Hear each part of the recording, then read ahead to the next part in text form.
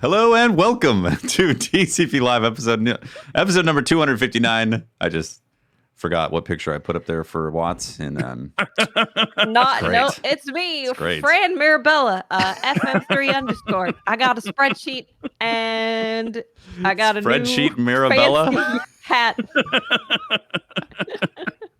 It's amazing. Why is it? Is he lying on the floor? Yeah, I know, right? It looks like that, but I think it's just a tiled wall.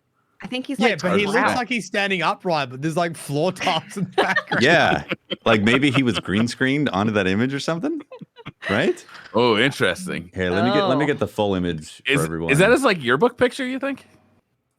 Yeah, it really does look like he's laying on the tile. but somehow he's in like a standing position. He's crouched. I think he's like crouched with like one leg down and one leg up. Yeah. I think he's doing one of those poses. Yeah. Huh. No, maybe it's just like a giant kitchen backsplash. I think he's at like a hotel. Okay, a fancy hotel that put travertine on the wall or something, you know? They got travertine. They got money for a wall tile like that.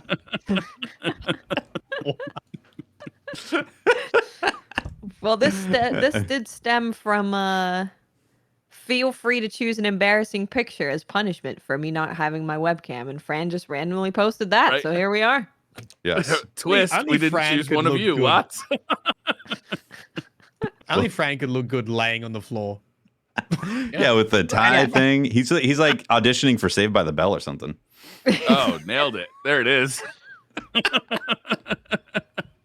All right, I think that's a good segue into the Emu Wars, right?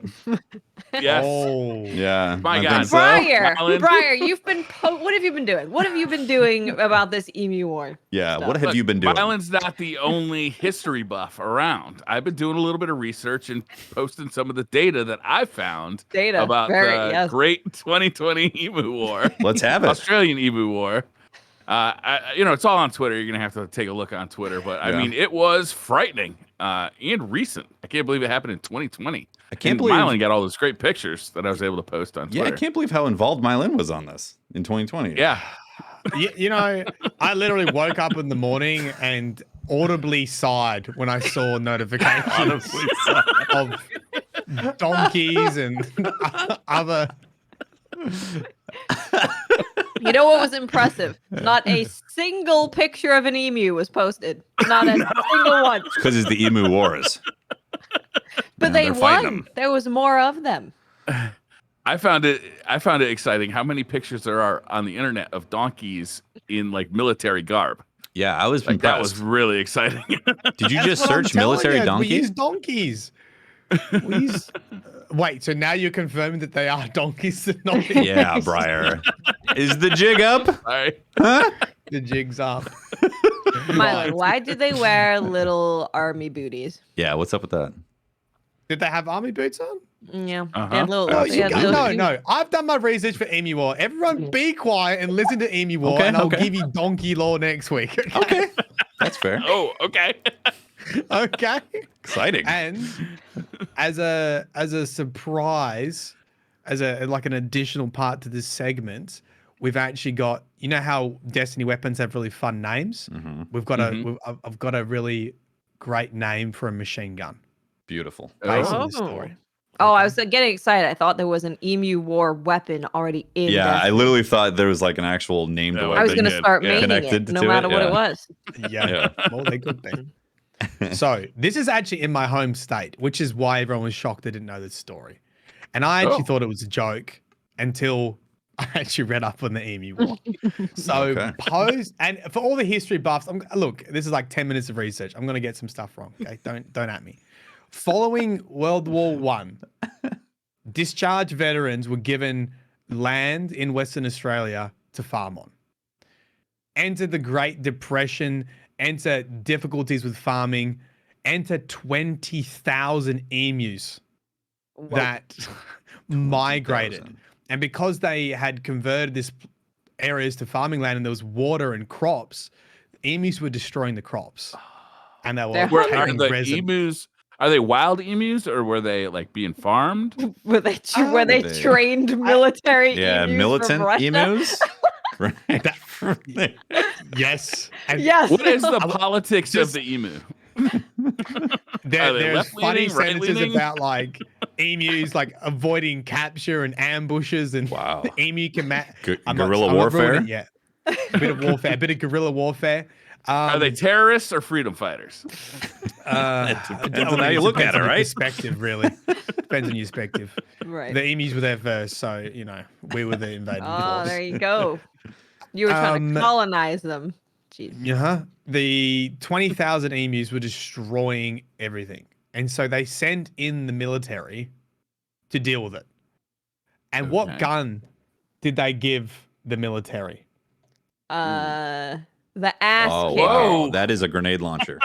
Yeah, that's a Lewis machine gun.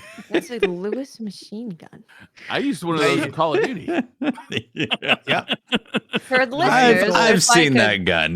There's a gun that looks like a mountaintop with like a funny wheel attached to the side. It looks like it's straight out of Battlefield 1, the most recent one. It looks like mountaintop. But with looks like a gun that you got to hold handle. the barrel with an oven mitt, otherwise it'll burn you. Yeah, definitely. So have a think about whether that would have been an effective tool. Well, it depends on if you're going for headshots or not. So on average, they were taking at least 10 bullets to kill one emu. Like, was that because of inaccuracy or because so the emus would well armored? The emus would scatter and they would run really quick. The emus are really fast and they have teeny tiny heads, so you can't hit them in the head. Yeah, but you know the body. A bullet to the body is going to slow them down. Feathers, Tufty. That's true. They just gave up.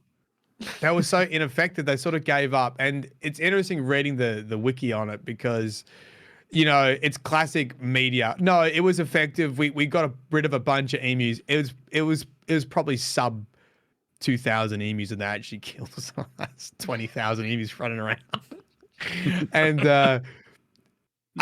this is where a meme started, and I couldn't quite work out if this was from like an article making fun of them. But I'll read you this. The machine gunner's dreams of point-blank fire into serried massive emus was soon dissipated. The Emu Command had evidently ordered guerrilla attacks, and its unwieldy army soon split up into innumerable small units that made use of the military equipment uneconomic. Interesting. So, me idea, actually chat's idea, a new machine gun in Destiny. It's called Emu Command. I like it. Emu Command. I like it. That sounds beautiful. What perks does it have? After 10 bullets, it finally does something. Maybe? Feathers. Something about feathers. The first 10 bullets are blank. Well, it's got mulligan, obviously, clearly built into it. It would have mulligan. 100% What year was the Emu War? This is like early 1932, something like that. Oh, interesting. 1932. There you go. That's next week. I'll have donkey lore. Donkey shoe lore, ideally. Yes. Yeah. Who's smithing them donkey boots? Oh man, that is what a strange story. The Emu War is. Yeah. The Emu Wars. Yeah. They didn't think to chuck a grenade. That just run away. Yeah. Would it? How fast are emus? Well, if it's like an ostrich, it's going to be freaking fast, like 25, 30 miles an hour. What's low on that? We need the mile per hour. Ostriches go fast. Speed of emu. Speed of emu. 50 kilometers per hour. Let me convert that to freedom units. Hold on. 50 kilometers per hour. That's pretty fast. That is 31 miles per hour. See? 31. Oh man, you're spot on there. I've got some ostrich facts in my brain. I know emus are similar to ostriches, so I made the correlation. That's fast. Yeah. So yeah, fast birds. I bet they have a fast uptick too. Like if they look at you and they're like, "I got to book it," they'd be like, like the Roadrunner. Yeah, they're probably frightened easily. Yeah, exactly. That's why they won the war. Especially when there's an army with machine guns. Shoot them. Nobody thought to call in a tactical nuke? Just nuke the country. Right? No one got a 10 kill streak, mate. They're bloody running away. That's why. Oh my gosh. Well, we should talk about some Destiny. Destiny stuff after the Great Emu Wars. Thank you very much. I think what's going to happen is we started off, oh, it's so great to have mine on the podcast, and then now it's like, can we get rid of mine because I'm sick of all these Australian facts taking about 20 minutes. That shall not happen. We will ban anyone who complains about the Australian facts. There's going to be a strong ban hammer. Comments. You shall not, chat. You shall not. So yeah, Destiny this week, big thing. More story. Where do we want to start? Because we had the Trials Lab experience. We should talk about that first. Yeah. Because that was over the weekend. Yeah, we all got a good taste of that for the most part. We got the TWAB that goes into more trial stuff. Again, kind of similar to last week. Stuff. I forgot to read the TWAB. Oh my god. Well, we can read the 12 stuff lucky as for you. We're gonna read it. Lucky for you, we got Fran Watts. Yeah. I like to be aware of what's in there. And I don't know what's in there at all. Well, anyways, let's talk about Trials Lab. So they did over the weekend.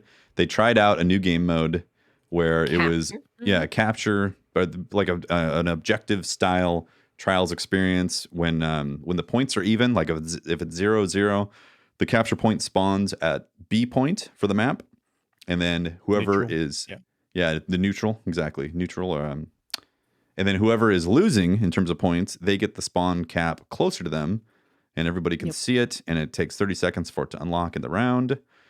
And there seemed to be a lot of thoughts online about that game mode. Thoughts, yeah. Yes. There were lots of them. How'd you guys feel about it? I think the major complaint was people didn't like the advantage that you got given, and it also made it very difficult to catch up, right? If you were down, 4-0 and you finally steal a round back, then they get the advantage. Yeah, reverse sweep was extremely difficult Very weird. with the setup. Yeah, that's strange in there. I think the biggest thing that I thought was going to be different was I thought there was going to be like maybe 5 or 6 different zone points that would randomly spawn. And instead, they just straight up used the actual control points in the game. And I was like, whoa, missed opportunity. I mean, maybe it was just a coding nightmare to put in more zone points. I don't know if it was super hard.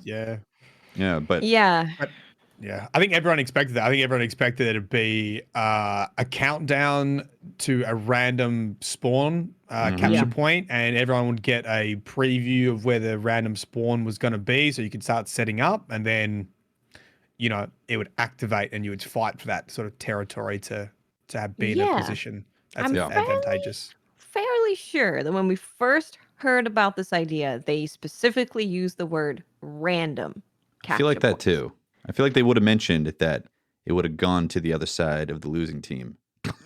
Yeah, we got that like right before it came out, but when they were initially talking about it, I'm fairly certain I read random because that's what got me excited. My thought was that it was going to be something akin to salvage in Destiny 1. Yeah, so it's where it's like points just spawn somewhere completely randomly every single round.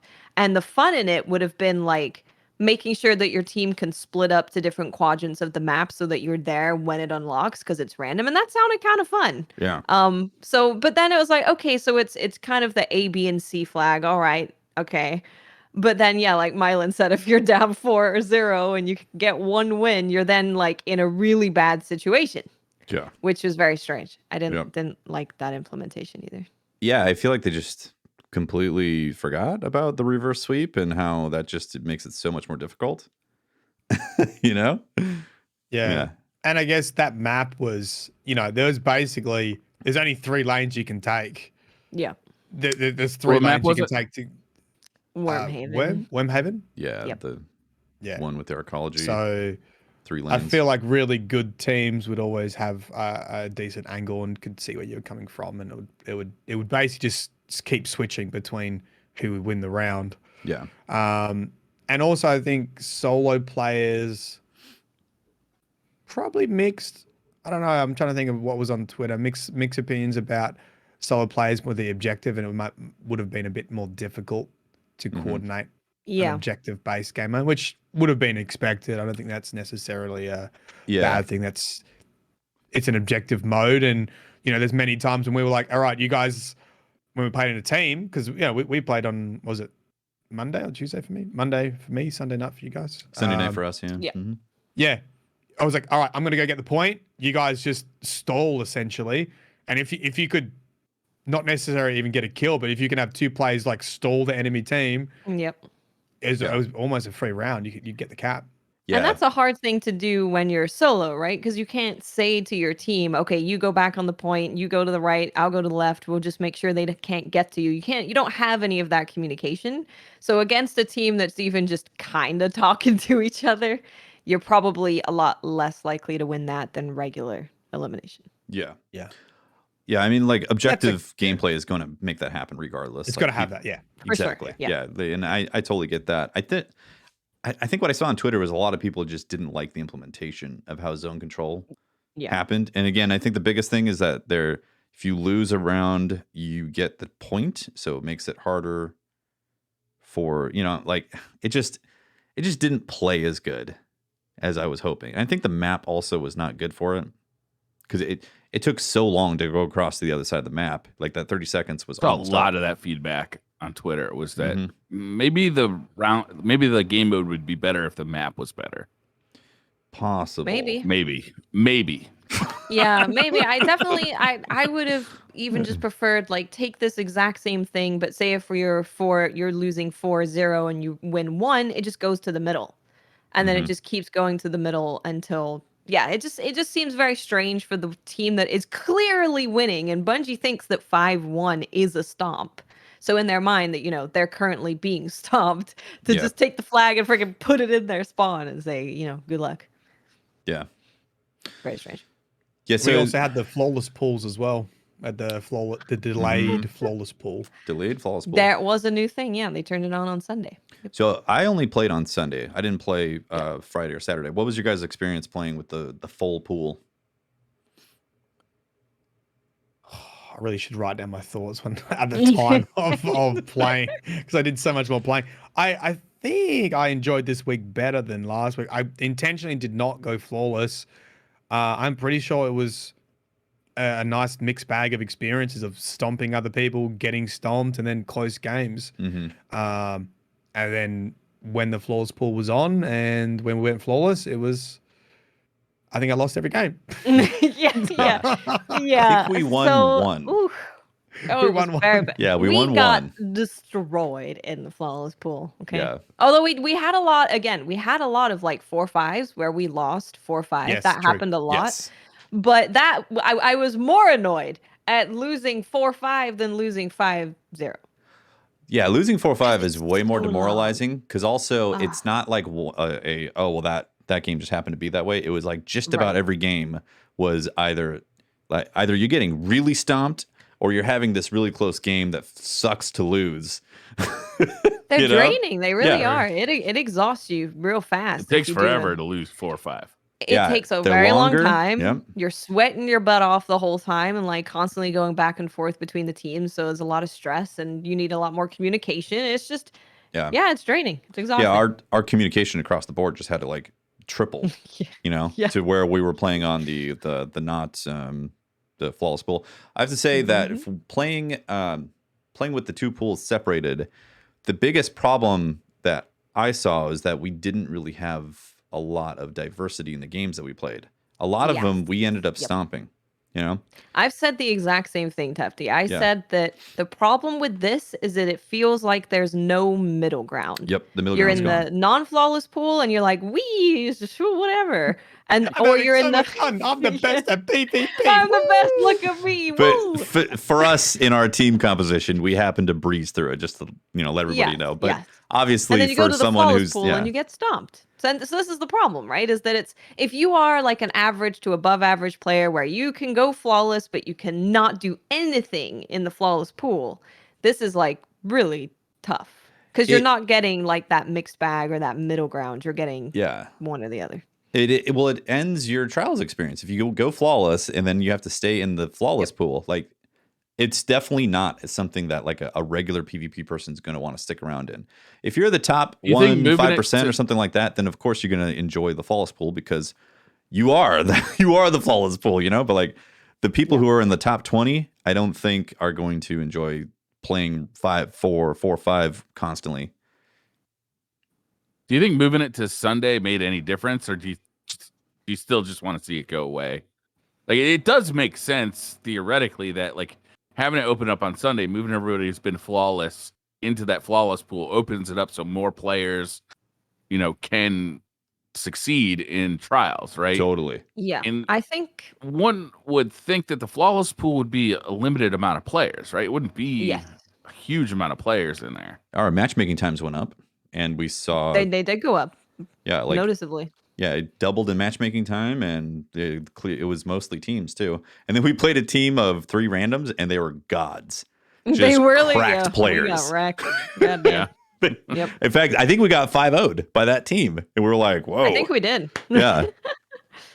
Mom, pick me up. I'm scared. Can I go back to the kiddies' pool? Here's some math for Briar's specific question about how many people were in the flawless pool. So overall, this past weekend, there were 667,000 players participating, and 220,000 went flawless.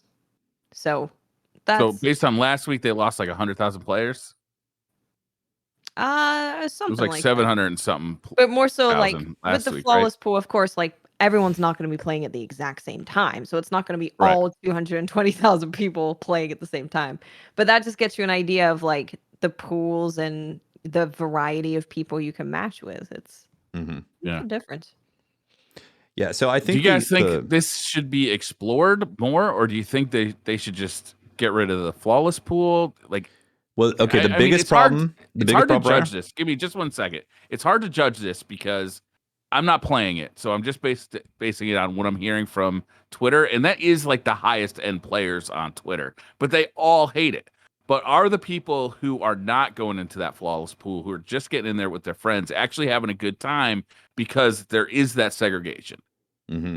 So I think people who really struggle to go flawless are probably enjoying having less of the sweaty population in there for sure. Yeah. Because it's definitely creating a buffer. You know, the flawless pool is definitely sweat lords in there, and those sweat lords are out of there or out of the regular pool, so they can have a little more fair advantage in terms of matches.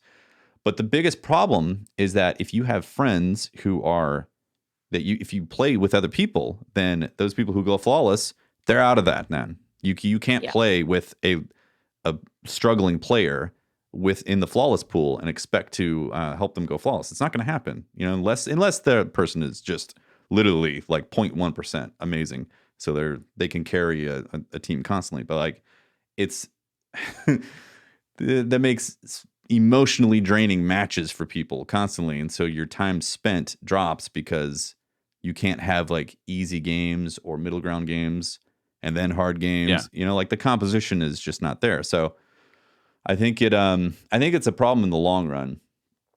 I don't think it's a long-term solution at all. If you think it would help the way it is, if it continues the way it is, I feel like I will do what I did this weekend, which was intentionally not go flawless. Well, actually, you could go flawless, but I'm probably, if I want to play trials, I'll intentionally not go flawless to the last moment unless I really want an adept weapon, and that's probably the mindset that I'm in, because I'm just not having as much fun in the flawless pool than I would otherwise. Well, yeah, and it's think like that if they had a 2 out of 3 kind of rule, so like if 2 out of 3 of the people on your team have not been flawless, then you don't go into the flawless pool. If 2 out of 3 of the people on your team have been flawless, then you go into the flawless pool. Would that help at all? Yeah, possibly. It would help the friend game for sure. Definitely, yeah. Yeah, I could see a balance of some sort like that. I don't think having 2 separate pools is really the answer for this stuff in the long run. You know, 100%.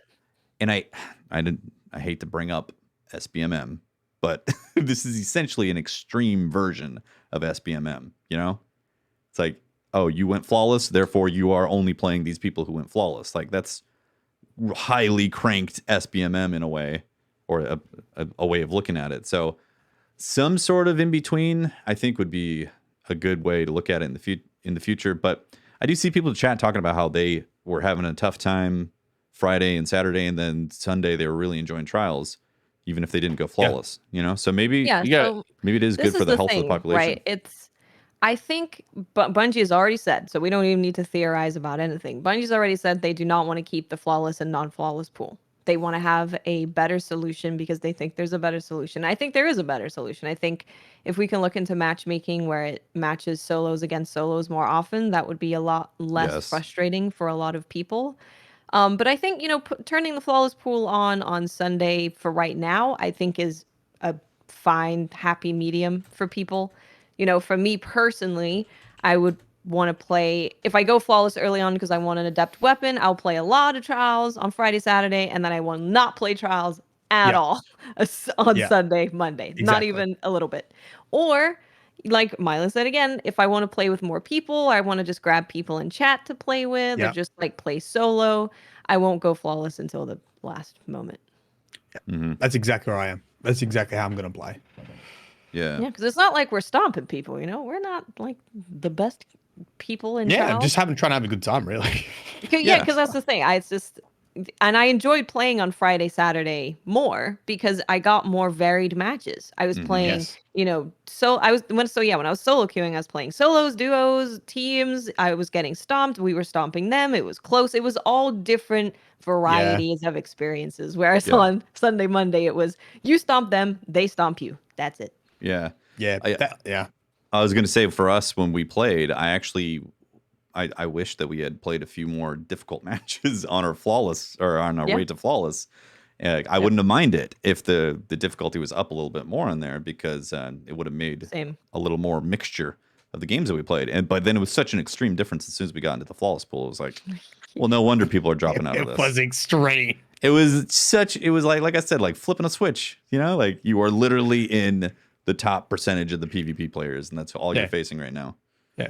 Like our first card, we went flawless, and then we lost every game. But we won one, and it was a close 5-4. I believe it was close 5-4, and then I don't think that pool would really fill up with more casual players either. It's like most people complete their flawless card and are done for the weekend with Trials, right? They're done. Yeah, I think that's the issue. The only people that are really going to sit there and grind that flawless pool are going to be like the really good players. The same people who grind, Trials all weekend already. Yeah. Yeah. And that's the problem, right? Is that the flawless pool then never gets a variety of players. So then people, again, just stop playing. So, that's why I think it's not a great system because I don't think the flawless pool will ever be heavily populated. Yeah. I do think account-based I do see the value of the system. Oh, totally. Yeah. For people who are struggling with it, it's definitely helping.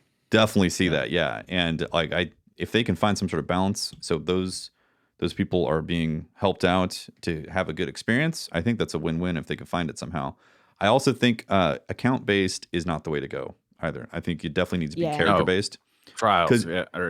Because in this scenario, it's like good luck getting your other characters flawless. If you had to work hard to get your first flawless, then your second flawless, it ain't happening, unless of course you do it on Friday and Saturday.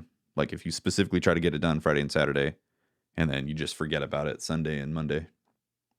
Yeah. I think in general, I really agree with what Watts was saying is I just want a varied experience. And now that we've sort of tasted what a close match feels like and a difficult pool, it's a lot harder to have fun and enjoy that compared with I'd rather get 0-5 stomped and then have like an easy game and then have a close game and then have a couple 0-5s against stomped. I think that variation was what made week one really fun for me.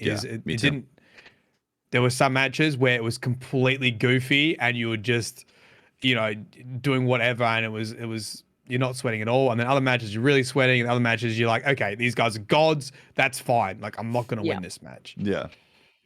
And that was a good experience. And then when you're in the flawless pool and you're like, everyone's a god, and there comes a point where you can't learn anymore. There comes a point where you get so stomped that you just can't get any knowledge from that match. Yes. Yeah. Yeah, you lose hope. Yeah, you're emotionally I lose drained. all my confidence. It's all gone. Yeah, your confidence goes out the window. You're emotionally drained from it. You're like, I guess I'm not playing Trials anymore. And then just a few more people have left the pool. The pool is shrinking further. Yeah, and if you look at that, that's that's why people leave a game or a playlist. It's all about your perceived ability to win and the difficulty of the game. And when the difficulty of the game increases too much and you all of a sudden don't perceive that you could win, you are not going to play that game. Yep. It doesn't matter if it's Trials or anything else.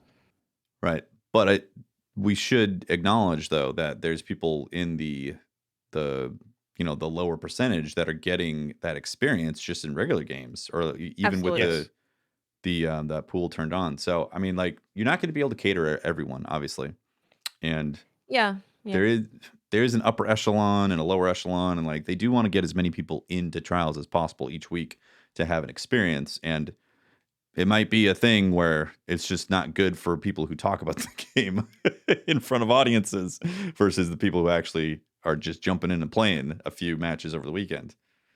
Yeah, that's why I think this compromise is fine for now. Like, I'm totally okay with that. I have ways to see how I want to play the game, if I want to go flawless early or wait. So I'm totally fine with Sunday, Monday being like the flawless pool being active, if that means that a lot more players keep coming back to Trials and they can get something from it.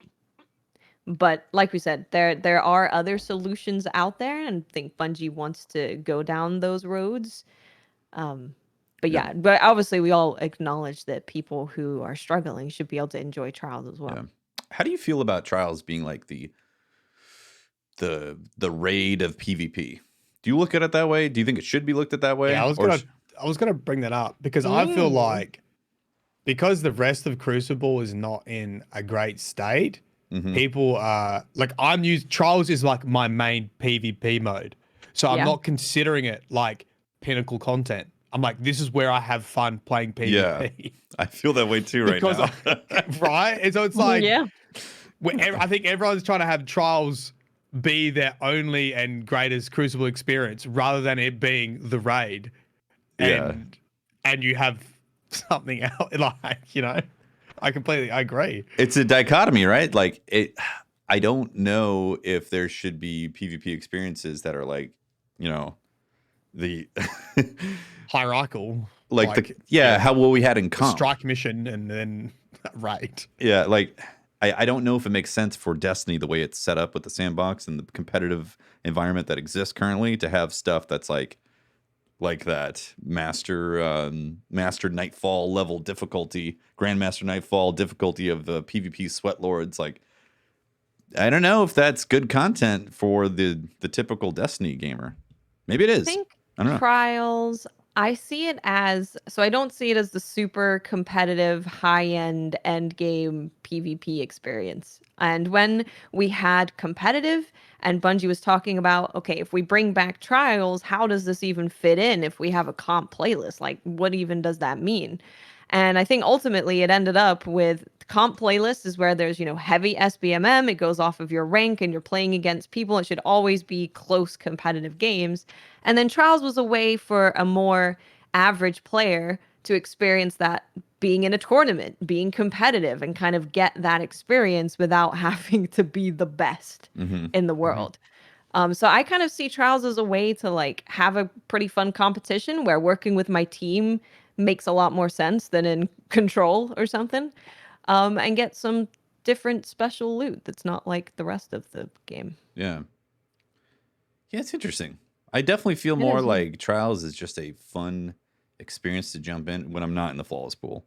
That's a different situation. When it's just loot. Yeah, when it's just regular, like solo queuing, I've had a great time solo queuing in Trials.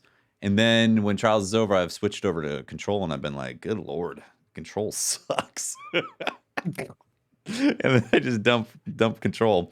I've been playing a lot of Iron Banner this week. Surprisingly, I've had a lot of matches just because I've had the PvP bug from playing Trials.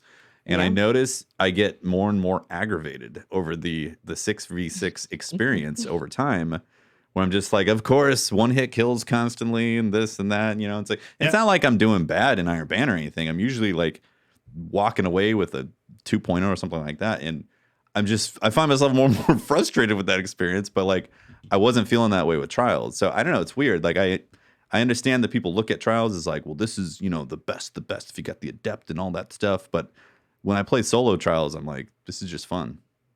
Yeah.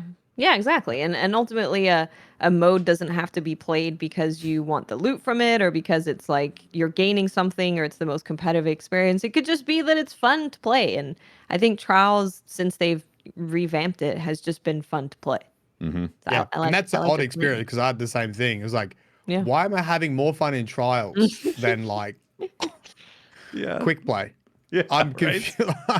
But then I'm like, I don't like sixes. I'm like, this is, I don't know, it doesn't work. I ended up going into comp. I'm like, I way prefer comp over quick play or Iron Banner. Interesting. I need to try comp. So, I haven't tried comp in a long time because I've the solo queue and comp. Yeah, I should try that. You'll probably enjoy it more, than sixes because it has that Trials sort of flavor to it, but even a little bit less. Just less madness going on. With like sixes, there's always someone who's just about got a super. There's always someone spawning with special ammo. There's just a whole smorgasbord of crap going on that can be frustrating. Where 3v3 has like, it's more like a chess game. Like you can understand the elements at play. Yeah. Well, that's Trials. That's how we feel about Trials, guys. Real quick, before we move on from Trials, what do you guys think about, do you think they should modify the objective game mode? Do you think they should ditch it altogether? What do you guys feeling like? Final take on the objective? Yeah, that's a good question. I was super stoked for random objective, and I would love to see them give that a try, where it's, a random point that spawns and it's not just very specific, very easy to tell where a point is going. Points. Yeah, I also think telling people exactly where it's at right away is an issue. Like if there was, like I said, 5 or 6 different spots where it could spawn, and maybe it showed up 5 seconds before it actually unlocks. That way people would have to be tactical about like discovery. I think was the issue people were camping the point? Well, you know immediately where it's at. So like people can set up shop. They can you see the triple bubble thing. People seen a few of those. That was pretty funny. I think that for it to be an interesting objective mode, there needs to be a little more like, how do you play the objective, or how do you wait for the objective? Like salvage, like you're talking about. Salvage was interesting. Yeah. It would spawn a point, show up, and you go and try to take it.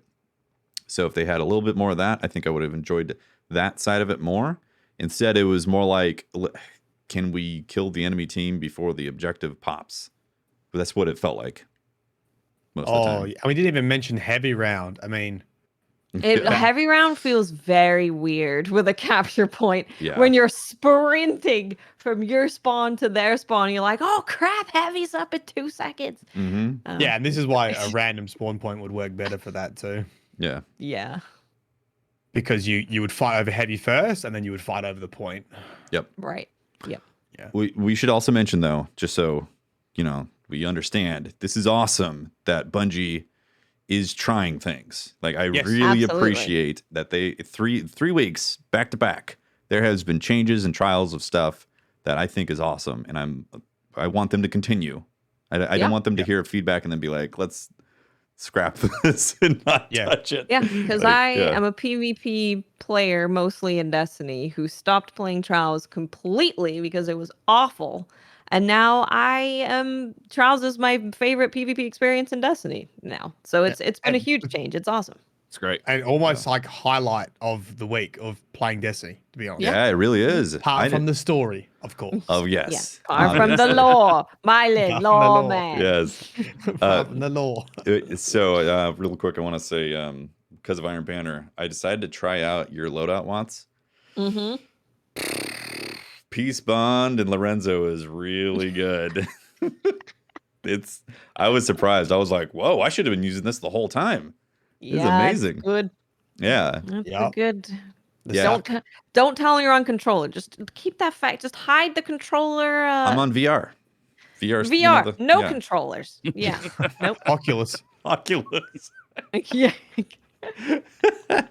Yeah, the Peace Bond and Lawrence is like really like an awesome combo. Feels it's awesome. also just fun. Like both those guns just feel fun to shoot. Yeah. So it's like, yeah, I know some people are mad at it and think it's kind of cheesy and stupid, but people think everything I use is cheesy and stupid probably. But it just feels fun. You're using it. Yeah. Because you're making them look like fools. Anything you die to, you're ready to call it trash. Right? That's true. I mean, in League of Legends, if we get destroyed by a champion, I will ban them the next time we go in. So What was so good with Lorenz driver, whatever it's called, Lorenz, that my brother, who doesn't really play Destiny anymore, but was watching the stream, messaged me, watch that suck gun. It looks really good. The big suck. The big suck. What's doing the big sucks? Yeah, it was great. Yeah, as soon as I switched over to it, I was like, oh my God, why haven't I been doing this? This is awesome. It's a fun gun. And it beeps at you. It's like you got your little pocket I love the talking that it does. That's incredible. I got a clap with it too in Iron Banner. Yeah. Oh, and in sixes, you can get a big suck. Yes. There's some juiciness going on with Lorenzo. Yeah. What is the role for Peace Bond, by the way? What's the go-to? So a lot of people liked rangefinder and swashbuckler, and then just a lot of range.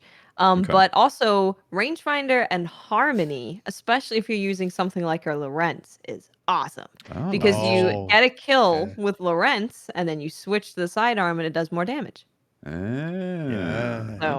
That's a fun one. Clean up through. Yeah, so I'm on the hunt for a Peace Bond, and I'm just once again realizing how crappy the Iron Banner reward system is, and I'm like, let me focus one of these damn engrams. It's rough. Yeah. I want them to change that. That's actually my main. It seems old now, right? Like, it does. Considering that we've got these new systems kind of like propagating all over the game, like that system in particular seems old. Yeah.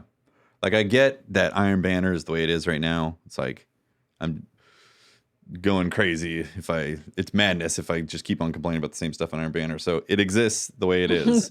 But when it comes to the reward system, it feels antiquated. They definitely need to change that. And also, dump it. Like, I've got 3,000 Iron Banner tokens, and dumping those tokens, like even a couple hundred, is such a laborious activity. Like, it goes, and you got to wait. Okay, now you can do it again. All right, and now you can collect your engram. I'm like, just take the freaking coins and give me an engram right away. Just a 1-to-1 transaction. Yeah. It would be great if if you had Saints low setup, because Saints is a little bit different to the others in that when you reset by resetting your rank, it changes the guns that you can get at the different reward points. So that is like really cool, and that could work so well for Iron Banner because you could put armor in there, you could put weapons, you could make it rain loot post match, which would be awesome. So yeah, they could just take that, and that would be great. I do love the changing of the different reward tiers when you reset. That's really nice. I was happy. Want to talk about this week's story a little bit?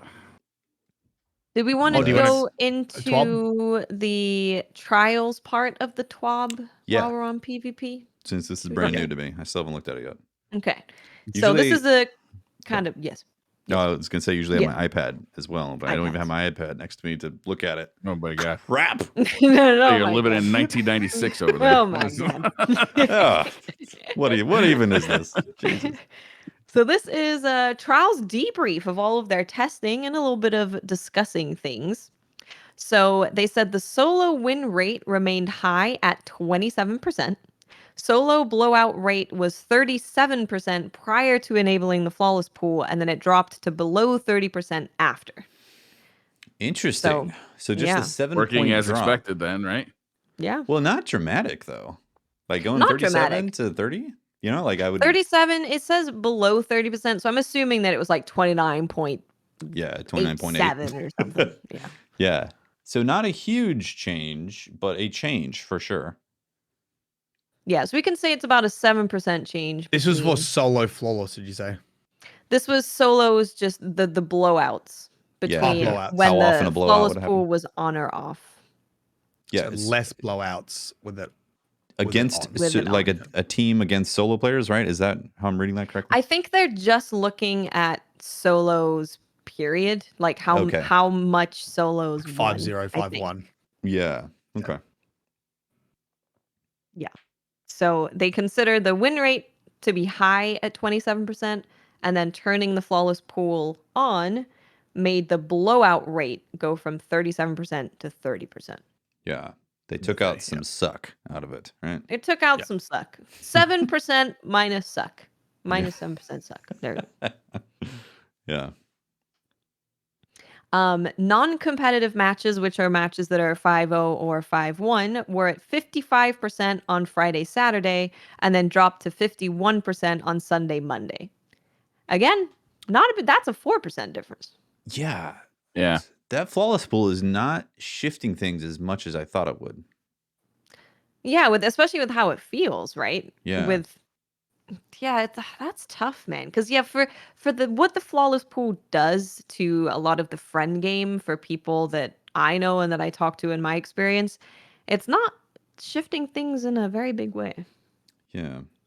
I mean, the first hand experience was very stark, but hearing those stats, not as big of a change. And that's they said it's consistent with week 2. So see, that's so weird because that wasn't our experience, right? We definitely lost 90% of games. Yeah, we were getting in the flawless pool. We were part of that 5-0 statistic. We were getting tossed out in the trash. Well, does this stat include the flawless pool though? I think so. This just says, it does all of it because it says non-competitive matches were at 55% on Friday, Saturday, and then 51% on Sunday, Monday. So it's everything, but they're sort of saying, or maybe it would make sense for them to be looking at the non-flawless pool, right? To see like how many blowouts were there now the good players are gone. Mm-hmm. Yeah, it makes sense, but it doesn't say that they did that. It doesn't say that. No. Yeah. Strange. Yep. We saw solid sub 50-second matchmaking times all weekend, aside from early in card matchmaking protection causing a slight rise up to 75 seconds during the middle of the night in North America on Sunday and Monday. No, that's specific. It's very specific. So basically a minute. Takes you a minute to match. Basically. There you go. So overall, we had 667,000 players participating in labs, which is down 33,000 from week 2, with 220. 33,000 loss. With 220,000 players going flawless, and then they had 100,000 fewer matches played overall, which roughly the same average matches per player. Which roughly that is not written correctly. Which roughly the same average match. I assume that means with roughly the same average matches per player. That's it. We better talk to DMG Twitter right questions. You think that one's tough? 100,000 fewer matches played overall. So I guess they're saying that people individually are playing about the same, but then not as many matches are just being played. You know what? The big question mark is for me. Yeah. Is you can take a bunch of data like this, but it doesn't always translate to a good or bad experience. So, for example, you could be a solo player week 1 and not go flawless, and that sort of sucks. But you still could have had a good experience. Yeah. And you might be like, you know what? I'm actually enjoying this so much. I'm going to keep playing PvP, and I actually might work towards going flawless. Or maybe I'll make a friend. Maybe I'll get a team. Maybe then I will go flawless, and you have to work for it a bit. It's interesting, that collecting qualitative feedback, which is experiences, is very hard because the people who leave written feedback are either really happy or really sad. Yep. And if you're on not Twitter, really, actually, usually they're really mad. People who are really happy with something don't tend to leave feedback at all. Right. So your feedback around experiences are usually mad, and especially if you're pulling them from Twitter. So they're already skewed. So it's hard because you see, it's like, okay, like, does everyone need to go flawless? And is going flawless linked to actually having a good PvP experience? Yeah, yes, definitely. it makes you happy to get loot because you can get loot, but I don't know, man. This is why I just keep. No, the first 2 weekends, I didn't go flawless the first 2 weekends. And I had a great time playing. Yeah. I was enjoying flawless, and I was like, this is fun. But also, there's nothing specific at the lighthouse that is like game changing. You know, like I'm not gonna suddenly be a patrol master because I got some specific loot at the lighthouse. You know, it's like the adept weapons are nice. It's a nice little thing to have or to farm for, but I'm not really gonna go for those specific things. And it is worth noting that Bungie did send out an email about the most recent Trials experience. So if you play Trials, they basically, first you have to sign up to receive surveys on Bungie.net. So you can do that. Yeah, so you can sign up to receive surveys and all that stuff, and them just reaching out to you in general. And then if you played Trials this past weekend, they would have emailed you. So you can fill out a survey about your experience. Nice. So that's good. Yeah. I'm glad they're doing that as well. And the hard thing is to get people who've had average experiences to fill out surveys. Yeah.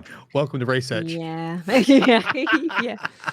We lure you with do you know how you upgrade do it? modules. You get an emblem. If you gave people an That's emblem true. for filling out surveys, you'll capture a lot more of the market. Definitely. Very, very true.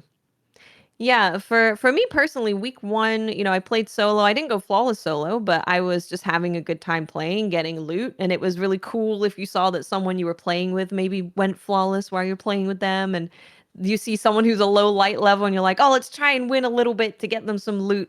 That was a really cool experience, and I wasn't so much focused on going flawless. Yeah, same.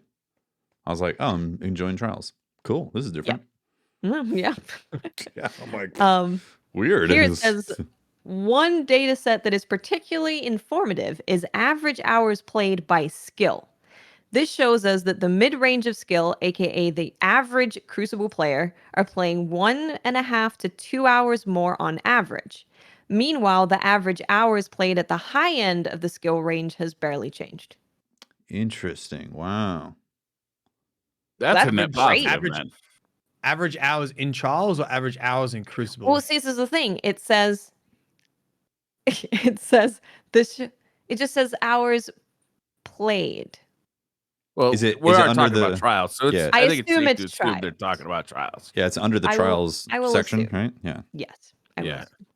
It must be that. So 1 to 2 hours extra for the average player, average skill player. I mean, that's a huge net positive. That's a big jump. Yeah. Yeah, that's awesome. Yeah, and And the highly skilled players but- have not changed. Although they're But bitching since when? What? as Since much as last they used week? Yeah, that's the It doesn't question, even since it doesn't when? even say the range. Yeah. It just says the average Crucible players are playing like 2 hours more. Like, if you took my overall average, hell yeah, because I didn't play Trials before the changes.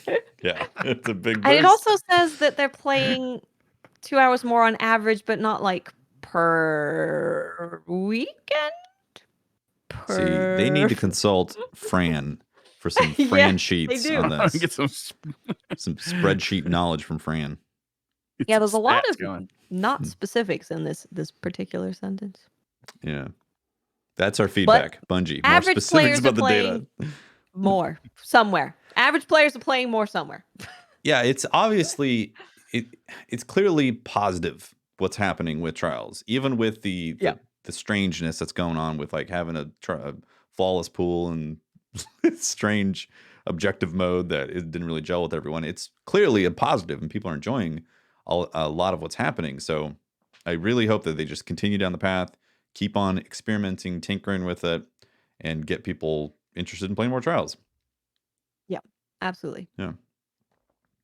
Now I don't know if you guys remember, I was saying, or like lots of other people were saying, that the first few games on a card are really hard. But if you win the first game, even if you lose after that, don't reset. It's easy peasy. Just keep playing because it's those first few games that are awful. Well. There's a bug. There is a bug. So here is the bug. Classic. It's based on the way pool-based matchmaking interacts with disabled pools. It collapses them down into the previous pool. Unfortunately, the setup for aiding matchmaking for the first few wins of the week causes an unintentional, flawless mini pool for the first 2 wins on a card. Sweet Jesus. Jeez. Imagine how many people were like, nope, I'm out. Oh, that explains that. Yep. So the first 2 wins of a card were a flawless mini pool. So if you felt that, you were correct. If you went flawless, so you went flawless and then you reset your card and you're on win 0 or win 1, you're in the flawless mini pool, which just makes it really hard. Yes. Correct. And once you got 2 wins, it went away. Yep. Right. I mean, yeah, it makes sense because they've got like the super kitty pool for when you're getting stomped a lot. They have the normal pool. They have the flawless pool. They have it like turn it on at different times. They have so much matchmaking going on. And every week there's been a bug. Every week. Yes. So it also makes you go, if you're having a strange situation, just maybe there might be something. It's not 100%, but it could be connected to some weird Bungie bug that's happened for matchmaking. Like this has honestly been a theme for the entire existence of Destiny. Matchmaking bugs. Spaghetti code. Let's thoughts and prayers to a dev in 5 years' time that joins a PvP team and they sit them down at their desk. They go, have a look at our matchmaking. Trials. They're like, dear God, you just kept slapping on band-aids there, didn't you? You didn't take any of them off. They're all there. I feel like their matchmaking code's about to become sentient. It does say they are planning a fix for this in the next few weeks, but it is gonna still be there for the next few weeks. It's not the end of the world. It is a little bit more difficult on the first few. You might reset like 4 times before you get the win 1 out of the way. But yeah, a couple weeks. A couple weeks. Cool. And of course, Trials is not here this weekend, and they do state that for the next few weekends, Trials is going to go back to just standard elimination because they know that it's been pretty jarring, changing everything every week. So they're just going to do some standard elimination Trials for the next few weeks. This is like a control test, right? Now we have the same. Everything's the same except for the map and the objective. Yeah. Right. Did they say when the freelance was coming? If you already said that. I believe so. No. Okay. All right. But I'm really curious about that. They do talk more about capture zones and what they learned and what they're planning for it in the future. Yeah, okay. So it says they're going to find a different way to vary the capture zone location without giving positional advantage to either side. Internally, they tested a single central zone, but found that it created dull, repetitive games as it always collapsed the usual map space to just that one location, which makes sense. Yeah, understandable.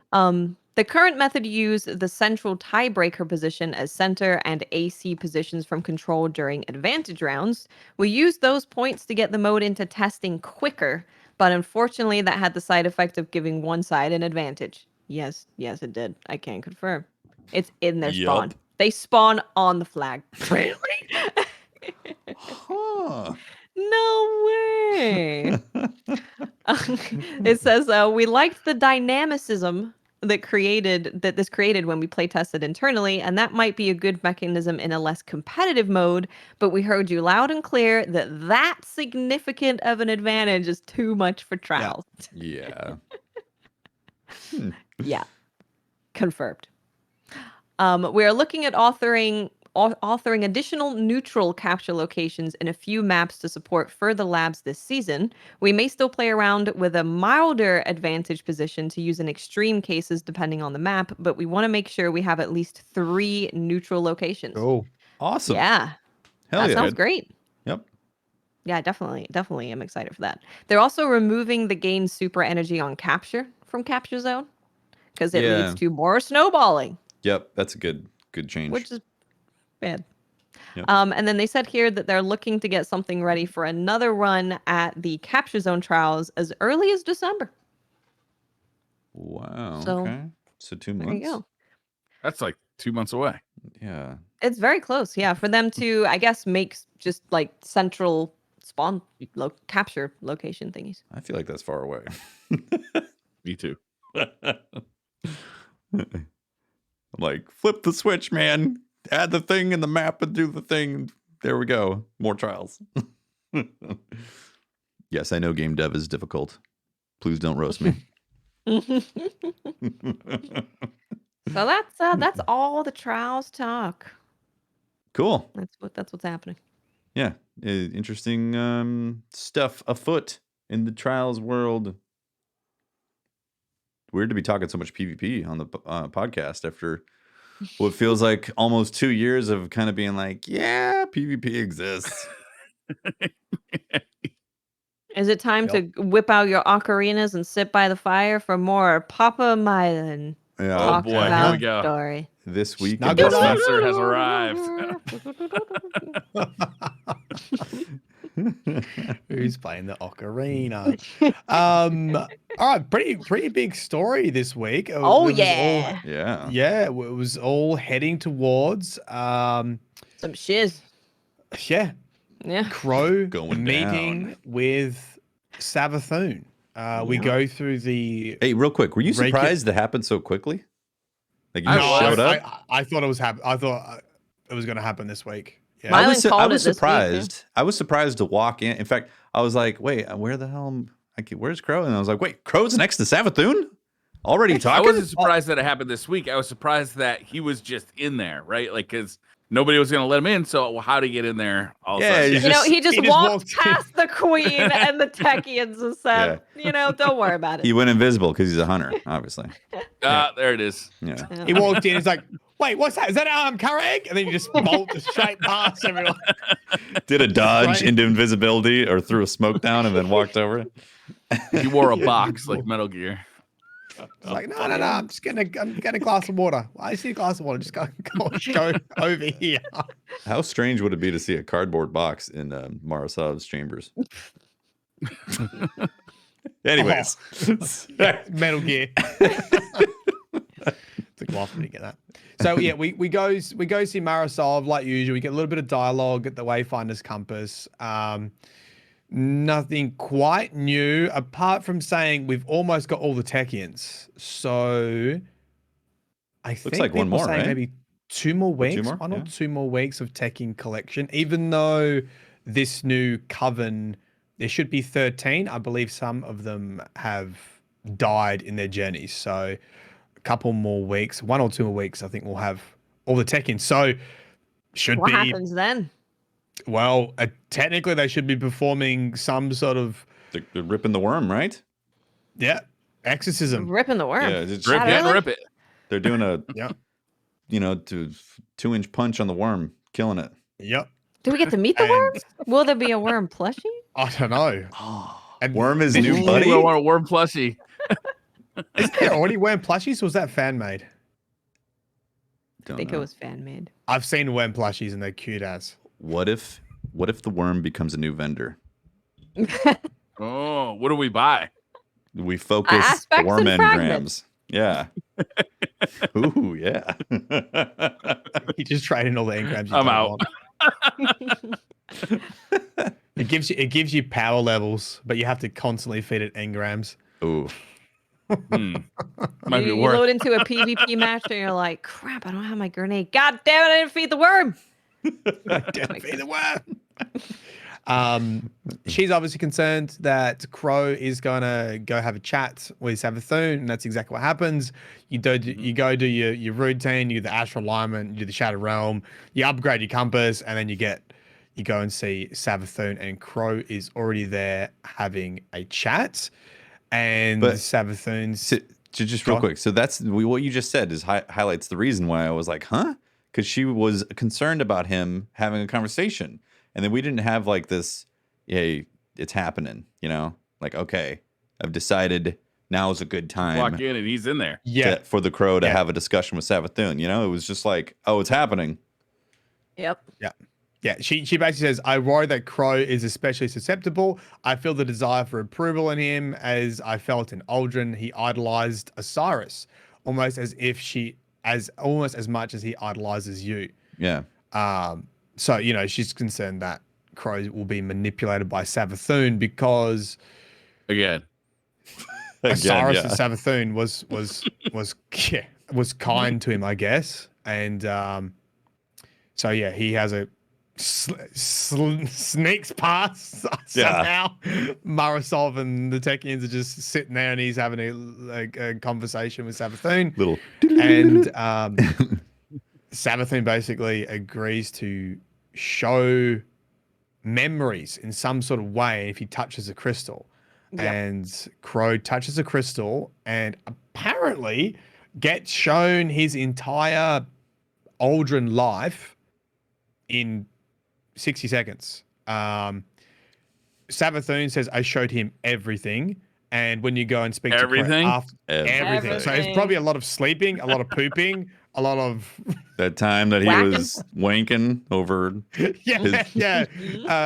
looking at his sister when he was wanking over his sister. Be like, I knew it, Crow. Man. Freaking Uldren. He's so ashamed. He knows how to pull that worm. You see what I have to deal with, chat? Just comments.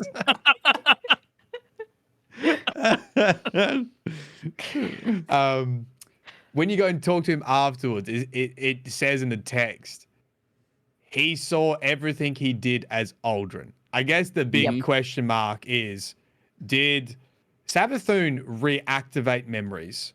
So were those memories already there, and did she reactivate them? Because, you know, they've sort of been hinting at Crow does have some remnants of his memories still there because he finds things familiar when he goes to the Dreaming City, and he's got aspects of his personality that are still similar. So did Savathun reactivate memories, which is a big sort of interesting topic because we know that Savathun is going to become a guardian. So technically she should lose her memories, right? So is this like one of the theories is this like an experiment for how guardians recover memories, because she might need to use that moving over into Witch Queen. Interesting. Very interesting. Okay. Very interesting. Pause real quick. If this technology exists now, or this ability, why have we not touched the and said, can I get a little refresher of why I died on the road out in the Cosmodrome? Well, right. Was that my car? Was I a passenger? What happened? Yeah. Well, I guess the reason for it is this could be a trap. Theft. It could be a goddamn trap. She may have just implanted memories. Yeah. Right? We don't she know is if a she's lying using son of a bitch.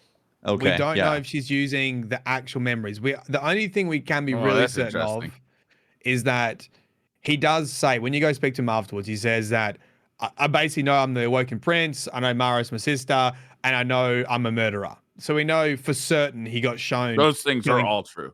Those things are true. Especially the last one. Does he remember when I shot him in the face? Yeah, he does. I think so. He says, because he gets a bit sassy. He gets a little bit sassy with you. I know what you did. No, it's okay. I forgive you. Let's remember the last time you got sassy, little boy. Don't make me shoot you in the face again, as much as I'd love to. But that actually wasn't very clear, because I thought he was getting sassy for us shooting us, but I think he was also being sassy because we never told him he was Uldren either. So it was a bit of a combo. He couldn't figure that out based on the fact that he looks just like the guy that killed Cade like 2 years ago. They have a picture? It's just in the I tower. assume so. They have Everywhere. video? Yeah, it's like this. Tower records. Have you seen this prick? Just an old, Wanted this fucker. just an old poster somewhere that they forgot to take down. Be like, that looks like me. And whenever we talk about who shot Uldren, we always get in this conversation. I heard Petra's gun. I heard both guns. I heard they said, I don't know. We ended up in this like loop about who shot, and I always thought it was just both gunshots shot at the I same shot time. him. You shot him. Yeah. Okay. Yeah, we know. Okay. Briar. Petra Briar. missed. Specifically, Briar did. Double tap. Yeah. The other thing that Crow tells us, so after that, Savathun does this. Better, and this sort of fits into the implanted memories theory, better that I show him his memories, because she literally says someone could have manipulated them. Like someone could have turned him against you. So she's like, it's Who would do something very like funny. that? And She's calling her plan out in broad daylight.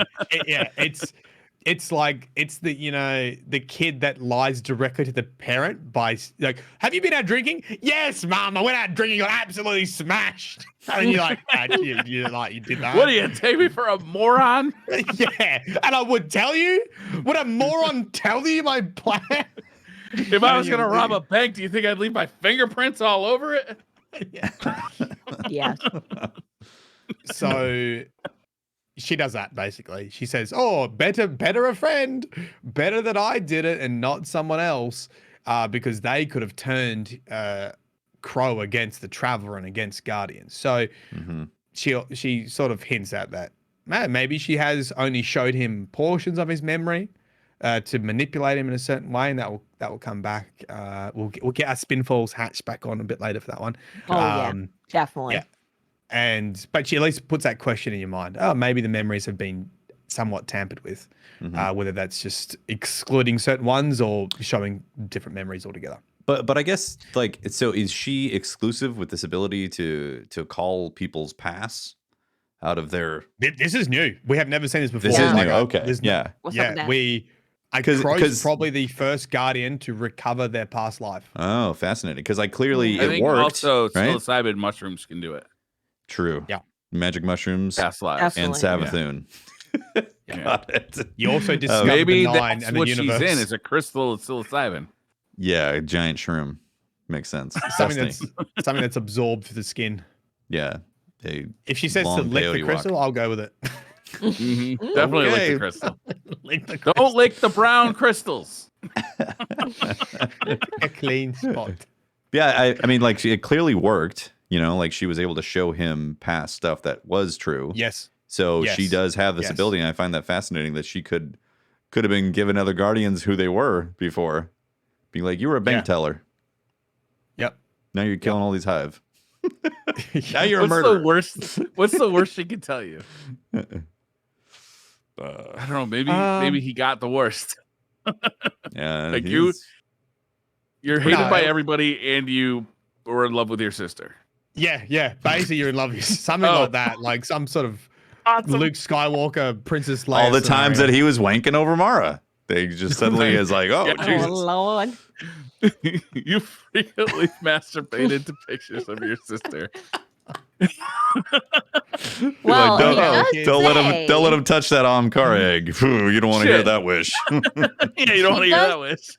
He does say, well, I wouldn't have told me either, so that does make sense. Yeah. Yeah. Right? You wouldn't want to know Right. that. I'm trying. This train is steamrolling well off the tracks. I'm gonna Yes, pull it it. One is. time Yes, you it saw is. your parents not in boots. Once we talk to Crow, Yes. he says he wants to be reassigned. He says he's gonna talk to Akora Ray, and he wants to be reassigned. He also says that he was afraid of becoming Uldren as well. So he admits that. Yeah. Yeah. I see why you did what you did. I would have been afraid too that I'm going to become the same person or make the same mistakes. Mm-hmm. Technically, Then- still afraid of that. Yeah. Yeah, he admits and it. then, yeah. Yeah. And then you can actually go and see what his reassignment is when you go back to the Wayfinder's Compass and the little terminal there. You actually get a dialogue piece between Akora and Crow sort of demanding to be reassigned. And Akora says that she can put him as what was the word she used? Basically, to a liaison with Empress Caitlyn. Caitlyn. You're on DCP now. Thank you. Caitlyn. Oh, have I not mentioned the C words? Caitlyn. With a C. With a C.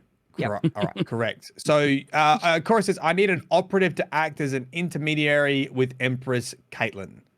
It's an important responsibility. So the interesting thing about this is that's sort of what Saladin is already doing. If you read the item lore description, Saladin is acting as a liaison with Empress Caitlyn. And God, that's so weird. Why you do this to me? The hard thing to work out with Saladin is if he's going a little bit rogue or not, because there is an entry, I think it's in the hand cannon, and he's meant to pass on a message to Zavala about the war plans. And in another lore entry on Hothead, Zavala gets the message from Scion. I think I spoke about that before on the podcast. So it's like, hold on, Saladin, weren't you meant to pass on messages, or is he still doing that? Maybe that's why Crow's been asked to do the same job or similar jobs. There is another, checking up on him. But I think there is, this is what I believe is a better interpretation, is I think they're going to set Saladin up as a mentor for Crow. Okay. He does despise the darkness. And all of the Iron Jedi. Banner lore tabs talk about Saladin, and every paragraph ends with the Crow and some sort of commentary on the Crow. And the class item lore for the Iron Banner gear talks about having a mentor and how I'm gonna get the quote wrong. Saladin mentored Zavala, and that Crow's gonna need basically a mentor, or other way around. Whoever mentored whoever, that Crow's gonna need someone to guide him. So potentially sort of like an apprentice vibes with that'd be really cool. Saladin and Crow. And Crow's obviously very committed now to not fall back into a habit of Uldren. Right. Yeah. Has there been any part at which a lot of characters have started singing Savathun's song, right? Has Saladin ever been one of those characters? God, you're good at the lore. That is also in the Iron Banner gear, and it's mentioned about Crow, and Crow's and Saladin says, I wonder if they'll be humming a song. I have not hummed it yet, or something like that. Okay. Well, he has not done it yet. He resisted the dark side. He resisted the song. Damn, Briar. Start a YouTube channel, Briar. Damn. God, you can put them Emu Wars and the Donkey Wars. Yeah, sniffing that out like truffles in a, dog. That Look forward truffles. to my 17-part series about the Great Australian Emu War. Ken Burns style. You get a gold star for that one. So that's where the story ends, but we do get a very interesting lore book entry this week. Yeah, we called do. Isolation. This made me really sad. Why were you sad once? Because in this, Uldren Crow seems to really be struggling quite heavily, which makes a lot of sense, right? Like he was basically had a big old trauma dump of everything that's happened in his entire life, which was not an easy one or a great one necessarily. And when you initially talk to him, he seems bothered by it, but not as much as you think he would. But in the lore book writing, he seems to be kind of having even a little bit of a panic attack. And Glint acts like a cat to try comfort him, which was cute. Yes. So he's in the book, the first half of it, it's sort of split into two separate scenes. The first scene, Crow is aboard his ship, which is named, which I didn't realize until I started looking at it, the Radiant Accipiter, and that's from the Hawkmoon. That's the exotic ship from Hawkmoon Quest. Yeah. Right. Yep. And this ship is super interesting because the flavor text for the ship says, is Amanda holding it? I've never seen a ship like this before. There's no navigation system. It acts on your thoughts. Okay. And so this lore tab is called Isolation. And then he's in a ship that acts on his thoughts, and he's just in deep space somewhere, just looking into the abyss, essentially, and feeling lonely. So it makes sense that the ship's taken him to how he's feeling, right? Alone and angry, scared, whatever, all the emotions he's going through. The second half of the entry he's on Venus.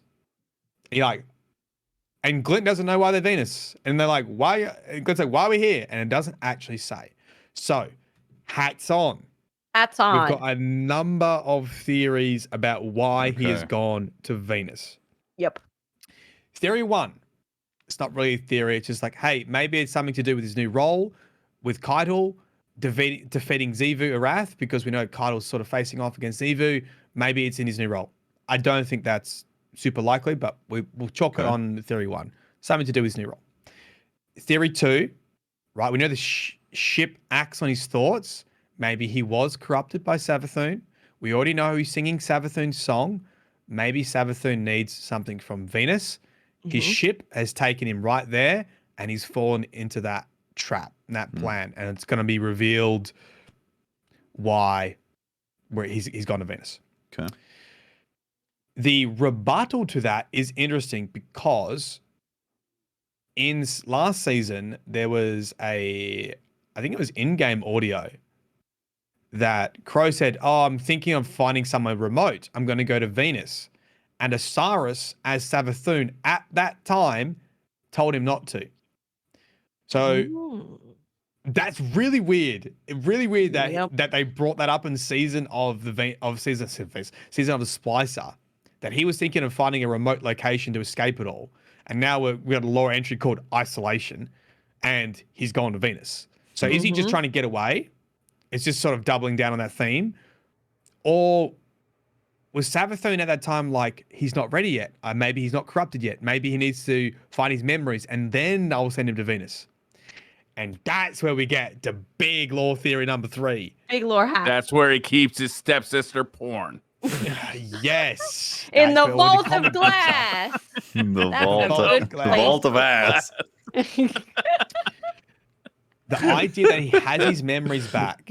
A lot of significant things happened to Uldren in the Black Garden. And this is where I'm probably leaning heavily on when it comes to why he's gone to Venus.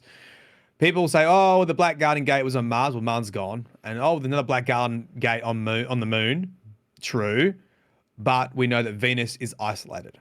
And we also know that from Destiny 1, Taken King, we actually, when we first got our Night Stalker powers, we tracked down Tevis, a Night Stalker, who went to the Black Garden through Venus.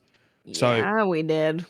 I would say that there are portals elsewhere that lead to the Black Garden.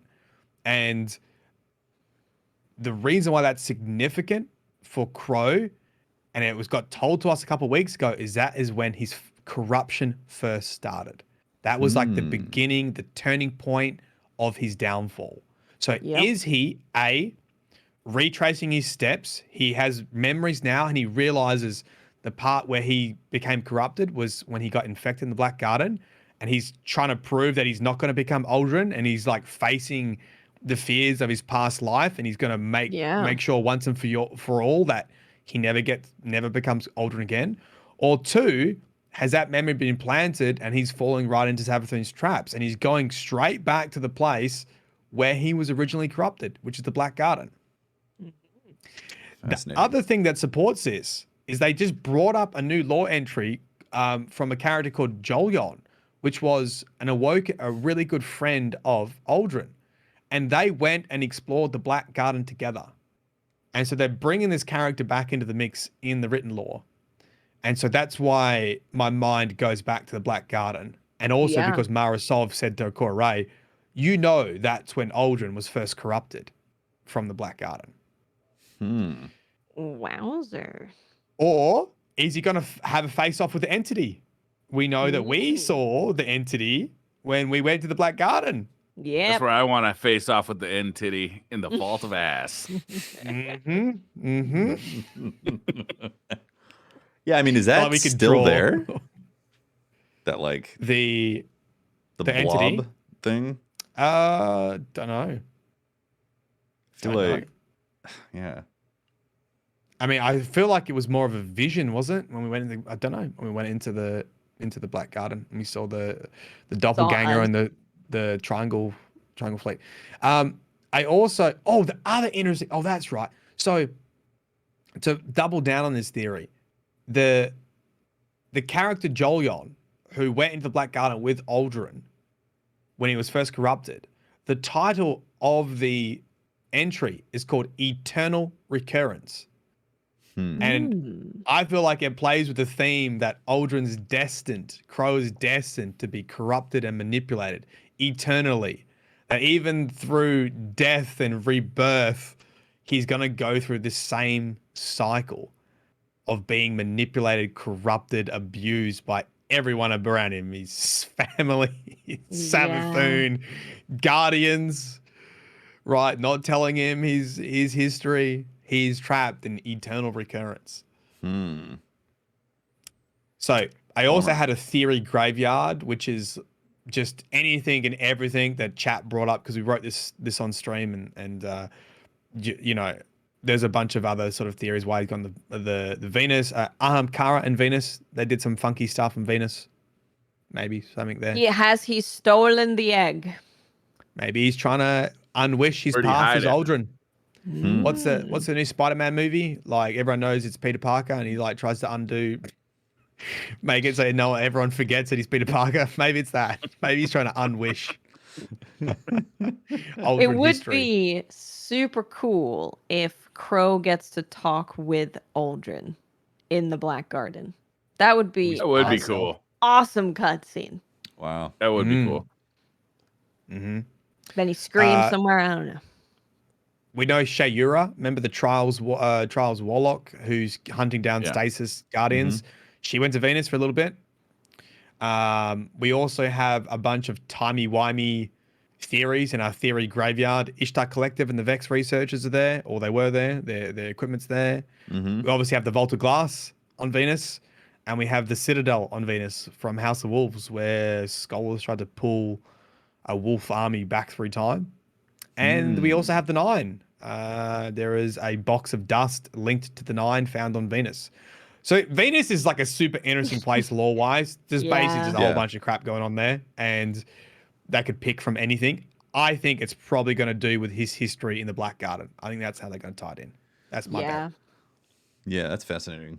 I would bet on that too. Yeah, cool. I like the idea of him still betting on the stepsister porn. Yeah, he's going to the vault of ass. I like the idea of him, because clearly we know that he is afraid of becoming Uldren again. So I like the idea of him being like, I'm going to show that I am Crow now. I'm in control of my destiny, and I'm not going to go down the same path. Yeah, I like that for Crow. It's a bit of like a classic like horror movie. Like, why would you do that? That's so dumb. Don't go to the place that you got like corrupted. But it also makes sense, you know. Yeah, it does. Gives you conflict. He's a guardian this time. Maybe he's got the light protecting him from getting corrupted this time around. True. You get a gold star for that too, Teft. Oh my God. Things are looking up. There you go. You're all caught up. That is this week in Destiny lore and story. Yeah. Awesome. This season's been really good. Yeah, it is. I lie. You're not all caught up. God damn it, Mylan. Hold on. While you're queuing that up, I need to point out that Briar keeps calling it stepsister porn. It's not stepsister, actual sister. Right? Yeah, it's under the incest tag on your favorite website. I'm saying in addition. in addition to Mara. Is the stepsister Savathun? Yeah. Or is that Is that really what's going on? Is it spinfoil hat time for his porn collection on for Venus? His porn addiction? All right. That's a different type of. Wait. There's more lore from the Shattered Realm, right? With who we fought. I haven't heard it. What did you hear? That was that this week that we killed the Ziva Wrath's kid or something? Oh yes. Wait, was that last week? I don't The know. son. We killed Ziva Wrath's baby. Yeah, we killed a knight. Yeah, he's not that small of a baby. I don't know. I don't know what age we killed a knights knight this are when week, they're right? big. You're right. I totally skipped up. We killed the son of Ziva Wrath. Oh, she's not gonna like that. She's gonna, Yeah, how's she feeling about that? Yes. I'll be honest. I didn't go. We into do have a deep... history of infanticide. Yeah, we've killed a lot of people. We've killed a lot of their family. Yeah. I actually didn't transcribe what was said I went and collected all the dialogue pieces, but I didn't transcribe it, and I can't remember if there was nothing really stood out as super important, but it was interesting that we killed the son of Zivu, for sure. Yeah. Yeah. How many babies do they have? You get a gold star too. Everybody's got a gold star today. Well done, Watts. We did Gold Star Week. Episode 259, the one where we all get gold stars. Gold star episode. His name was like, I call him Scrotaroth. Scrotum? Mm-hmm. It did look like Scrota, yeah. Yeah. Yeah, so, Golgoroth, Scrotum, Scrotagroth. Yeah. All right, I'm following you. Yep. We're with you. The other news that's actually been around for a little bit, but I only got told about it yesterday, the day before, there was an interview from GamesRadar with Julia Nardin from senior narrative lead on Destiny 2 and another person as well. I can't see their name. I'm sure it might stick out to me. But they revealed like a lot in this interview. And to give you the highlights, they gave some feedback to why Eris wasn't included in Season of the Lost and how they would have liked her to be included. I saw that interview, yeah. Yeah, but they had to triage these characters because they knew that Osiris and Savathun, was going to be there, and they knew they had to include Petra and Mara and Ikora and Saint 14. They just felt like they were already bloated with the character list for the season. So, Eris got the chop essentially. So interesting to hear that said out loud, really, that they just really wanted to hone in on the characters they felt were most essential to the story, and Eris couldn't make the cut for this season. Yep. And that is a little bit of a theme about how villains are not going to just go away straight away. They sort of talked about, you get introduced to a villain and you kill them in that season, and they're just gone. Yep. Yeah. And that applies, you can see that in Keitel, how she's still sticking around. And they sort of said that for Savathun, Caitlin. And they with a C. With a C. And they said that for Savathun as well, which is interesting because it brought up a big question mark. Are we going to kill Savathun or not? In which Queen? Nah. Nope. You don't reckon? Nope. In which Queen? I don't reckon you don't think she's going to be like a raid boss? I think she could be like a campaign conflict, but I don't think she'll be dead. Yeah. And I don't think she'll be raid boss. Same.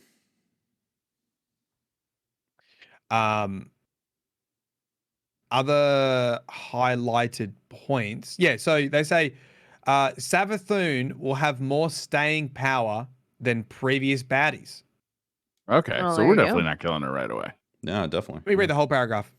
Thankfully, this too is changing with Witch Queen. Nardin says, Bungie is actively working to build more enduring and diverse villains, partly to prove that not all the members of the alien races are bad, just like not all the people who inhabit the city are good. But more to the point, she says Savathun will have more staying power than previous baddies. That's awesome. What if Savathun, all night. All night long. Turn her into a gun all night. Chat said. What if she's like actually more on the neutral side as opposed to being full on bad guy, but we're assuming that she's like pure evil? Has she lied to us? Let's kill her. Has she lied to us officially about stuff? Do you know what the big brain idea, what someone in my chat said? They said, look, she's the goddess of trickery and cunning. She has to trick to feed her worm, right? She has to be sneaky, but Mhm. she's trying to get rid of her worm. So potentially she doesn't have to lie. If we get rid of the worm, we could get an actual truthful Savathun. Yeah. Which is why Witch Queen is called Survive the Truth. Survive the truth. Fascinating. It all makes sense. Because like she hasn't technically lied to like Crow and us yet, right? She speaks in half truths a lot of the time. Yeah, it's like that's her half-baked thing. truths. She makes the truth reflect her actions more brightly than other.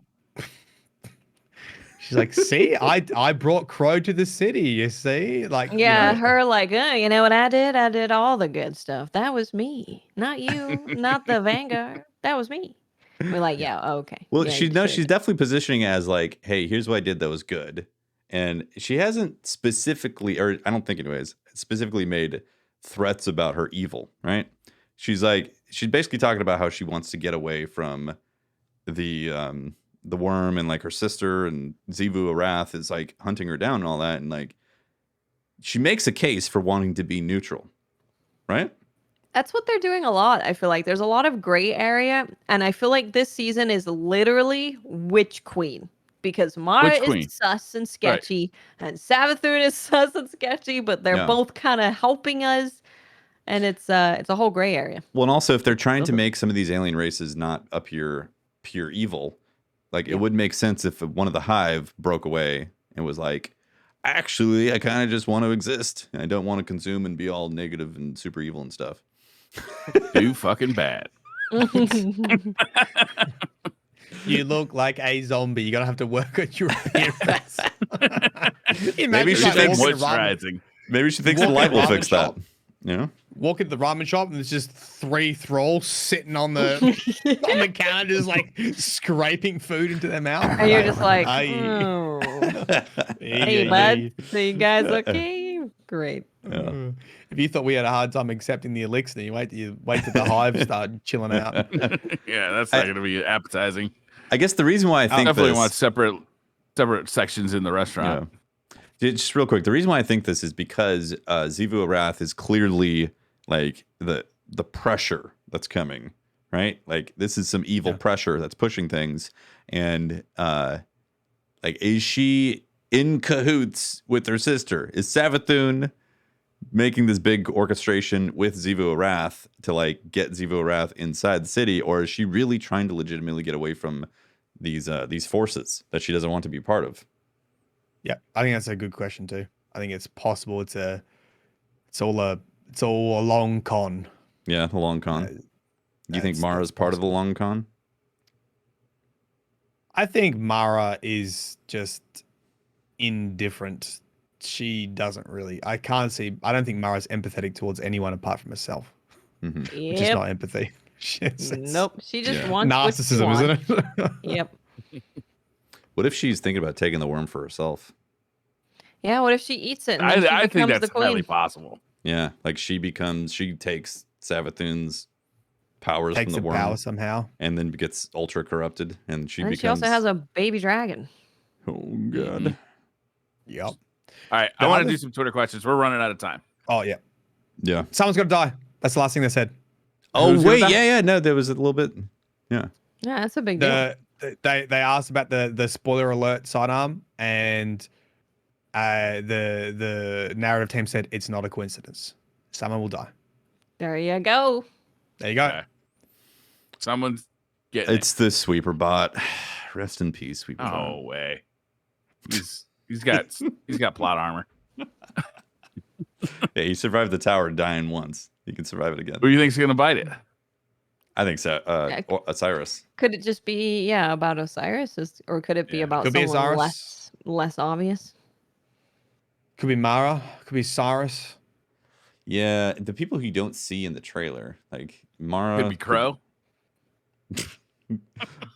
I mean, Crow. What if he was sacrificed to take the light out and become like Savathun's guardian energy? Saint? Pulled pork. Saint, yeah. Saint. Oh, that would would be devastating. Nah, that wouldn't get rid of him. Nah. Can't be a main vendor. To redo a vendor. What would they do with Trials, right? Sunset. Yeah, I think it's Hero Rune 79 says, emergency question, which is the best small peelable orange like fruit? The Satsuma, the clementine, the mandarin, the tangerine, or another small peelable orange like fruit? Clementine. I'm a big fan of the mandarins. I like those Mandarin's a lot. good. I think I've only ever had a mandarin out of that list. Yeah. Oh, yeah. We got a face off 2 versus 2. We're gonna have to settle this with the old law. Gonna have to 2v2 in Trials. All right. Sparty for you says, if you could make a Destiny movie, what would be the plot? Would you pick an existing story from the lore or game, or create something inspired by the universe? I'd go with something new, something inspired by the universe. I'd roll it back to when Cade was alive and do a Netflix miniseries of him trying to find the best ramen shop in the city. Yeah, it's like a travel show. Yeah, travel show. I love it. Each episode is a different ramen shop, and like, you know, he critiques it and gets into it. He learns about the owners and why they made the ramen shop. And I would love that. Yeah, I would watch that.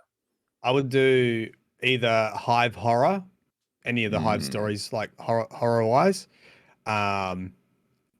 or space western. You know, like the Dredge and Yours and the Shin Malphurs, Mandalorian vibes, something like that. Yeah. I think I'd go with Aphrodite. Like what she's been doing is really interesting because she's a guardian, but she's like want to be all peace and love. So what's she been off doing? She's making How's a co-op. that She's off making farming. a co-op, and she's really happy. To like lay down your guns if you want to enter our co-op. I think I would go completely to a different timeline, like or not timeline, but like time period, like maybe like when the warlords controlled Earth, like when kind of Guardians first got made, before there were Guardians, really. Yeah, like some other part. So they're not necessarily like recasting anybody that we know, and they're not retreading ground that we've already covered. So we got new stories, but in a world we're familiar with. I like better. Yeah. Okay. New one. It's a rom-com exploring the sexuality of Crow being attracted to his sister. There you go. I don't know where you're going to find the comedy in that. There's plenty of comedy. Okay? It's going to be like a gross out comedy. That is a hard R. Hard R. Well, of course. Of course it could be rated R, obviously. The Mohegan 9 says, fight to the death. Every creature in Australia versus every Florida man. Who wins? Ooh, that's interesting. That is actually interesting. Florida man. He's on a lot of bath salts and doesn't feel pain right away. No. But we know that emus are resistant to machine gun fire. It's true. Yeah. And humans can't run 30 miles an hour, so. No. Yeah. No. I feel like Australia might get it just because of the mass of like dangerous animals. Like just the population is going to be tough. Florida man's going to get tired out once he's done with the kangaroos, you know? Yeah. And the Fight Club of kangaroo boxing. Yeah. Yeah. I mean, what's the population of Florida? I don't know. It's like 75 or something like that, right? It's not that high. What? 20 million? Just 75. 75 people in Florida? There are I mean, you got Goth, you got Broman, you got, you know. Florida man breeds with Australian poisonous giant butterfly tiger.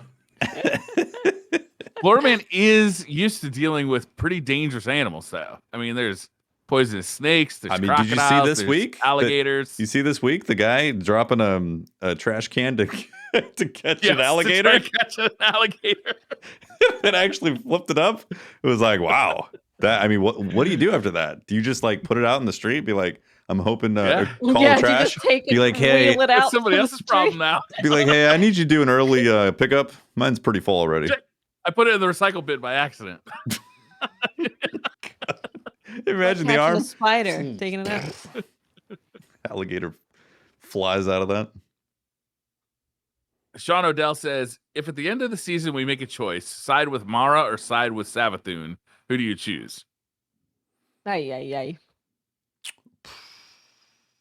I don't know. I mean, you choose Savathun just for the fun. It sounds pretty exciting. They're both great to talk to. Yeah, they're they are. Great to talk to. Marasov's really good conversation too. I think I'd go with Savathun. Yeah, you see, I feel like I've seen Mara be so like just cold, and I haven't seen Savathun yet be super evil. I'm waiting to get bit. You know, maybe this is the thing. Savathun might be lying to you, but she's telling you what you want, which feels nice. It's like I'm petting the snake and I haven't been bit yet. Destroy us by using Crow already, or by using Uldren already? No, that was the Ahamkara, right?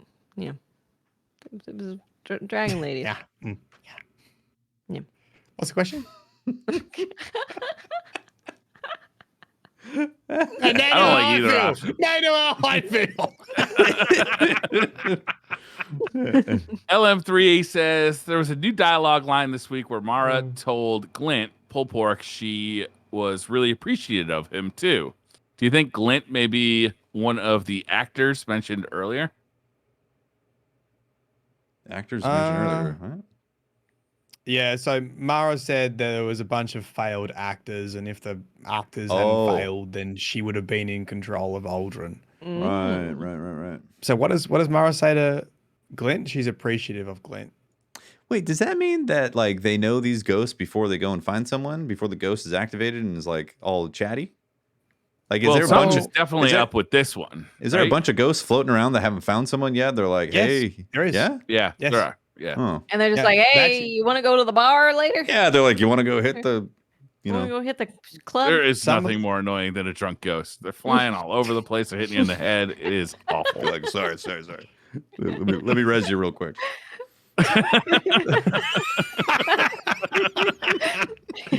They get caught. I mean, I feel like that would go to like ghost court. Like, listen, you got drunk, you killed 6, you rezzed 5. You can't be doing this. There is a network though. There's a network of ghosts, and they actually can't find their guardian, so they end up making like a spy network for Akura. They sort of intelligence gather. Wow. But Glint is idea. adorable. Glint is adorable, yeah. He's a little cute. Mr. Mechalito says, been a lot of cookie questions, so I figured I'd step it up a notch. What's each of your favorite cake? What makes it so special for you, and how come you aren't eating it like right now? Well, we're talking. It's hard to eat cake and talk. I guess, yeah, it's all cakey. Yeah. Cakey. I'm not really a big fan of cake. Favorite cake. Yeah. You know, I don't mind like some sort of lemon, just like lemon sponge sort of cake. Like it's very simple, but I do like a little bit of tang in the cake. A little zip to it. Put some strawberries on top. Yeah. Otherwise, like Black Forest, something with like jam or something in it too. I'm also like. No. I feel like I don't have quality cakes very often. I'm also gluten-free, so like that makes it more difficult. But still, even when I wasn't gluten-free, I don't really feel like I had like killer cake before. Yeah, I'm not a massive cake person. Like there's cakes that I like, of course. You get like a little cake of tiramisu, or there's like a matcha cake that's done at a local place here, and that's delicious. But I'm not really like I seek out cake person. Yeah. How about a cupcake? I like a good cupcake. Cupcake's good. I found myself eating the top of it and not really eating the full cupcake, you know? You're a muffin topper. What about that muffin top? Does ice cream cake count? Ooh. Counts. It says cake right in the title. True. Okay, my bad. Ice cream cake's really good. Let's see here. Tony Hartle says, question for Mylan. When celebrating going flawless, what pellet flavor would you use for smoking briar? Tony, first of all, you're banned. You're blocked. Mesquite. For sure. Mesquite. Second of all, how dare you? Look, one step at a time. I just changed calling Keitel to Caitlin. Okay, we'll come back to the smoking briar in a couple more episodes. Yeah, we'll get Do I you have there, to say Melon. with a C? Is that part of the name? If people get confused, if it's with a K, it's a different person. Yeah, Okay, they don't Kaylin with a C. understand. Yeah. Yeah. Sorry.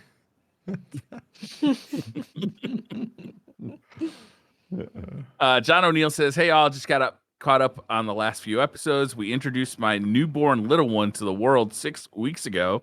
Wow. Congratulations. You guys have been keeping me sane during 3 a.m. feedings. Give me one bit of advice I should tell my young wolf someday. By the way, welcome, Mylan. Yo, congratulations. Yeah, congratulations. Awesome. Advice? One piece of advice that you should tell your young wolf someday.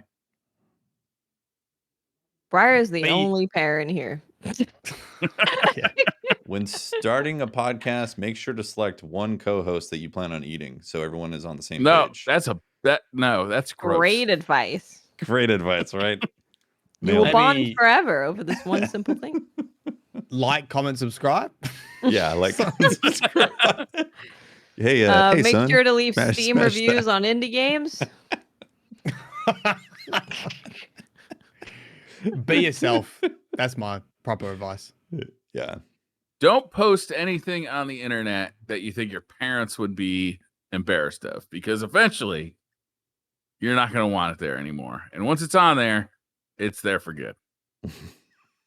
Stay away from all humans. They're dangerous. Make sure you read video up. Games. Make sure you read up on the Great Emu Wars. It's very important knowledge. Mm-hmm. Learn to drive stick. Briar, there's going to be AI driving cars in the future. No one needs that. You might. What if there's an apocalypse and all the microchips are dead? And every car before 1972 doesn't work anymore. I do think about that kind of stuff, Briar. I'm like, what if the electronic crap just stops working and the internet goes down? There's no electricity anywhere. You're going to need the old stuff. Some mega EMP hits. Mechanical stuff. Some like celestial body flies by Earth and triggers an EMP and everything's dead. The EMU war comes back. They use the EMDs. EMP or EMD? EMP. Magnetic pulse. No, I thought we were going with EMD because of the donkeys to fight the emu. Yeah, my bad. The electromagnetic donkeys? yeah, to fight the electromagnetic emus. That is a terrifying I thought that's future where we were going. Right, so it's like a AI robot emu war in the future that's going to happen. We have to rise up against the swarm. Right. Yeah, so that's my advice. So I just can't wait. Let us know in 8 years' time when you sit your child down and go, listen here, I've got some very important advice. Just play this part of the episode. You're good. Yep. That's our advice. Kyle says, when do we see hints of Guardian 3.0, Weapon 3.0, Armor 3.0? There can be only so many perks, abilities, passive working at any time. When do we reach beyond that? You're all amazing. Thank you for all the hard work. Thank you, Kyle. Oh, thanks, man. I don't know. That's a tough one. And that's also a tough can of worms for Bungie to crack open because it's a massive redesign of systems. They've kind of already begun the whole Guardian 3.0 with like the stasis rework, and that's going to cascade into the light subclasses and all that. And yeah, that's going to be really cool to see. But I do agree weapons expansion type of thing, weapons 3.0 in the future. I would love to see that. I know they have been adding new perks, and it is interesting to see some of these new perks, but the sandbox still feels relatively similar to how it's been in the past. It's dangerous because if they do crack open a 3.0 design and it flops heavily, then how do you pull back from that, right? Like they have to nail it if they're going to do a redesign of how weapons and perks and systems work. So I don't know. I mean, given a long enough timeline, all three of these things, I'm kind of with Kyle. All three of these things will happen, right? Yeah. Well, I think armor mods. Do you find that there's a need for a weapon 3.0 right now? I think what they're doing with weapons is fine. They're adding in different types of weapon perks already that are interesting enough, but like Tef says, they haven't changed the meta or what you really look for on a good weapon roll. I think the rework of the subclasses and potentially armor mods. I think I would like to see a bit more attention to armor mods because I think that gives you a lot of different build types that you could start doing. And I think armor mods always seem to be in the background a little bit, especially for new players. Like I think it's hard for them to grasp all the mods and like I'm using a new mod from this season on my arms, which gets my grenade back faster. So they're always introducing things that I'm wanting to make a build around and switch up. They are doing weapon forging next season, right? Yeah, the weapon crafting system is going to happen next season. We've heard that before. That's why I didn't bring that up, because while they say they're doing crafting, it might end up being just like craft the exact same weapons you've had in the past. And I'm like, okay, well, we're in the same. Yeah, but I'm talking about like, let's have new archetypes of weapons that we haven't seen before and experienced, like that type of thing. You know, I don't know if that's ever going to happen. We're getting that too, right? We're getting new weapons. We're getting a new melee weapon. A new melee weapon. Yeah. Yep, it's a first-person melee weapon. It's a shotgun, grenade launcher, sword thing. Yeah, so they've definitely introduced new stuff from time to time. Like they aren't shy at trying stuff, which is awesome.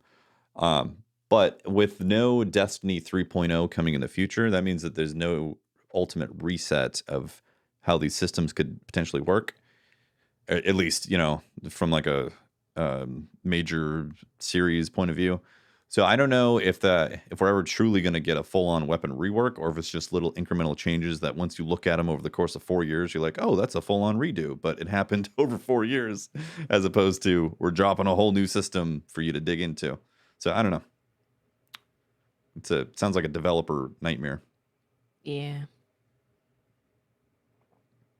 Elusive Pineapple says, when did something start out badly for you, but in the end it was great?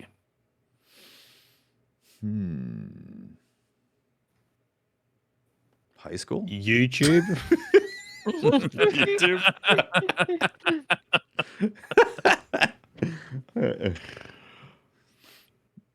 That's a hard one. Yeah, that's a tough one. That's very tough, yeah. Like you stuck with it. I dropped out of college, so that didn't count. This is a life lesson of when things go bad, they continue to go bad. When things go good, they continue to go good. It's hard to think of stuff like this off the top, too. It is, right? yeah. I'm sure there's something that was give me a week really to think awful. about it. Yeah. Can I use like the first like 3/4 of my life? Can I just say that? That was ass, and now things are great. Life got better over time. It's like a silver lining question. When did something bad happen, but it was really a blessing? Yeah. Yeah. Okay. Like Australia started off as a prison colony. Now look at us.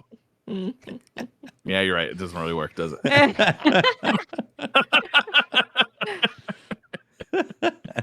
Yeah, I can't think of anything specifically that was. Maybe I just don't really do anything. I bet there's like some TV shows that fall into this category. Started off horrible. Supernatural. Like... Definitely. Supernatural is definitely one of those. I think we're more exposed to things that are like going well that then maybe go bad and then you stop doing it or you stop watching it, or like it's successful for a while and then it's not and it's like, oh, okay. Mm-hmm. I don't know if I've had many like specific situations that have happened that have been really bad and I've stuck with it and I quit. I think I quit. I think that's what I'm realizing. Did you guys know there's a new Walker Texas Ranger show?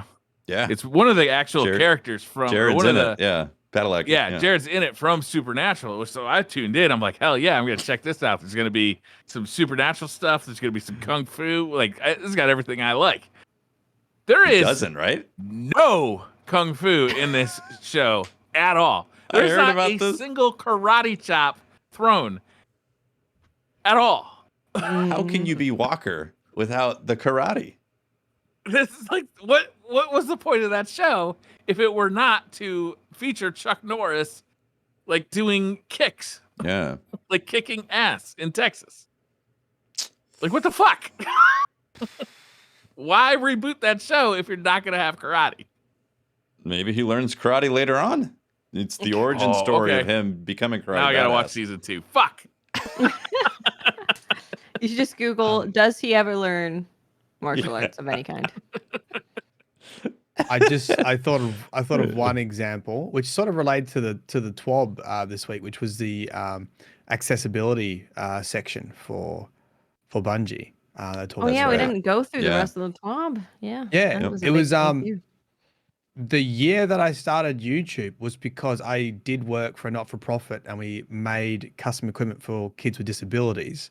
I was working as an occupational therapist, and we had made a bunch of custom game controllers for kids who had injuries that no longer could hold a controller. And that was eventually I left. I actually quit on the spot because they were trying to remove some of my role as a therapist, and it was getting unsafe because we were doing like off-road wheelchairs and skydiving and like really risky areas that no one wanted to touch.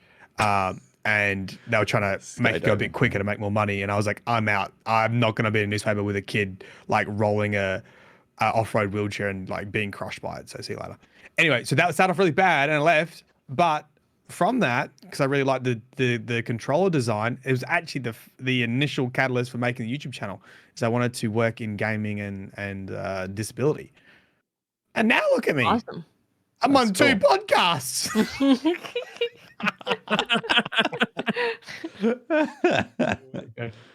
Oh man.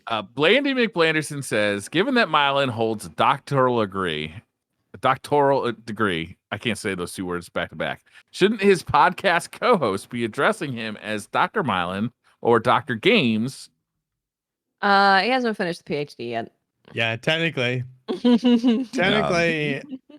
I have passed, but I have to write a response table to graduate. Well, until then, is like, yeah. Until then. Also, I'll be honest, Dr. Mylan's never going to happen. Maybe Dr. Australia, probably Captain Australia, though, more likely. What about Dr. Kangaroo? We just have one segment that's called Dr. something. Kangaroo. There we go. Dr. Kangaroo. God damn it. I worked for 5 years for this. Why do you call him Captain Kangaroo? Because he's a doctor. Oh, that's going on a shirt. That right there is going on a shirt. That's great. What's the lower on that?